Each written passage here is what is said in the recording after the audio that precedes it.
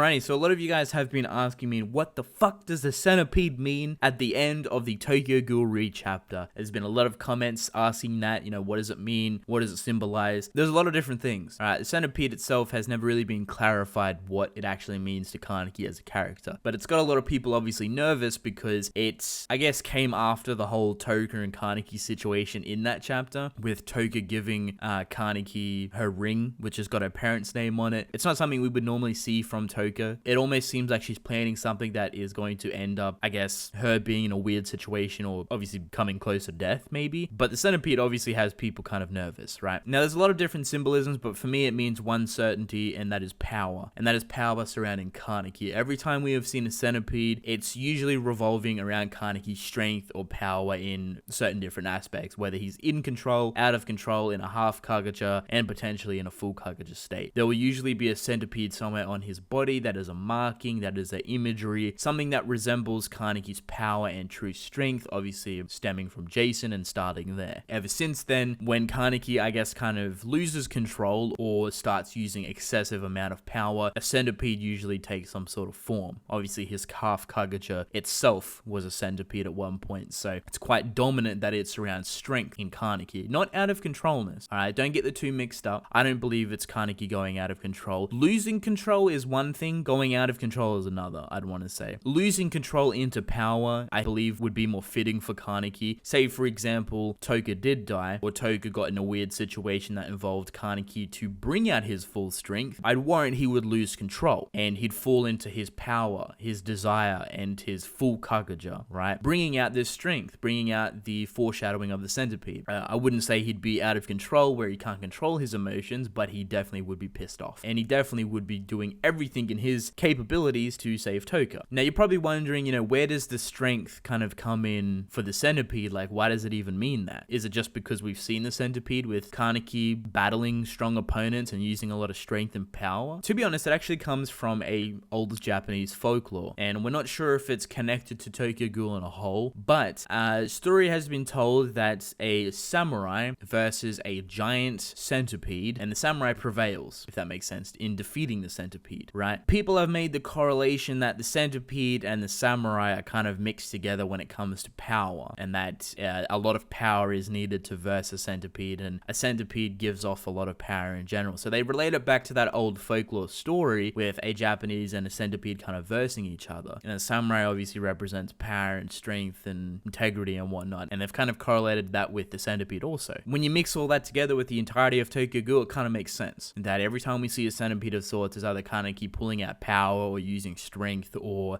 going out of control even. So the conclusion that I've come to, the reason why we've seen this centipede at the end of the most recent chapter, is that soon an event is going to uprise where we see Kaneki use a fuck ton of his power. We have still yet to see his full Kagaja. A upcoming operation is about to go down for the new arc. It is the perfect place to see Kaneki lose control, fit perfectly in his full Kagaja and show us the power that he actually has. Show us the power that has been lurking and sitting there for quite some time, laying dormant. Show us what he's truly capable of. I feel like this centipede is a very good segue into it, and we have a lot to expect from Kaneki regarding his power and how extremely strong he could potentially be. So that's just my interpretation. There is a lot of different opinions surrounding what the centipede actually represents and what it resembles and what it symbolizes for Kaneki as a character. There's a lot of different things, right? But for me, right now, this is strength, and we will see a strength that is lying dormant kind of come out to play surrounding Kaneki and his full Kagaja, obviously. So super excited for that, and my fingers are crossed that it actually does happen.